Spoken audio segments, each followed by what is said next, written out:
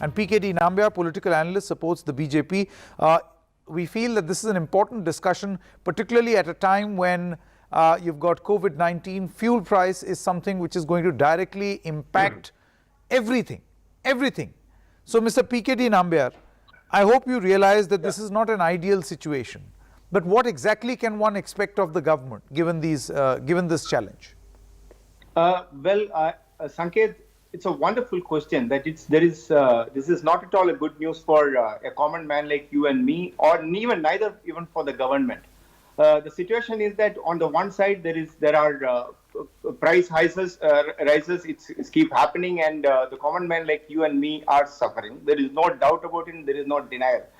On the second part, even on the government side, they also have an equal challenge. One, we have been going through a major crisis. Of course, it has resulted a lot of financial burden on the government, and the government, both whether it is the center or the state, require money to run the government, to pay the salaries, to go for all the development. So where is this money is going to come? So we definitely have a fuel economy in our country, which is actually driving a lot of developmental projects in this country. So one of the good question can be, Sanket, is that how long a country like India can be dependent on a fuel economy? So that can be a good question. But then I think it requires to have a much more larger debate. And a lot of moment, Mr. Nambiar, while Mr. PK Nambiar, very quickly, it's a short discussion.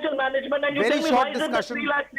My question once again, do you think that right now, given the manner in which this price is increasing, the time has come to offer some central or state government relief in the taxation, because 68% is mind-boggling? I mean, surely you can't think of recovering your entire economy just on the basis of this taxation. So as I always say, that it's whether you support an ex-government or whether you support a government or not supporting a government, that the truth is that it is really hitting everybody. But then we also need to understand there are few challenges that any government would be facing. That is or more than 7.7%, if I may know the correct figure.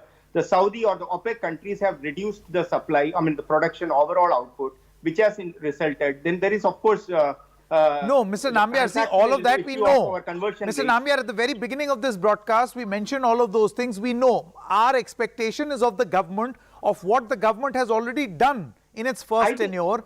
Can we expect something similar now? Because the crisis is equally big, if not more. Sanket, what I was just referring in the beginning, that it is not only the crisis is not only for the people. Even the prices, when the people, generally there is a perception if the government is taking 60% more taxes, but equally the government is also losing money on a conversion rate. Our foreign exchange reserves are going outside when we import so much of the crude in a higher price. So I believe that both government, state and central governments needs to work together to reduce this burden onto the people. There is no doubt about it. Okay, you're not giving me a reply. Of course, it's not your mandate.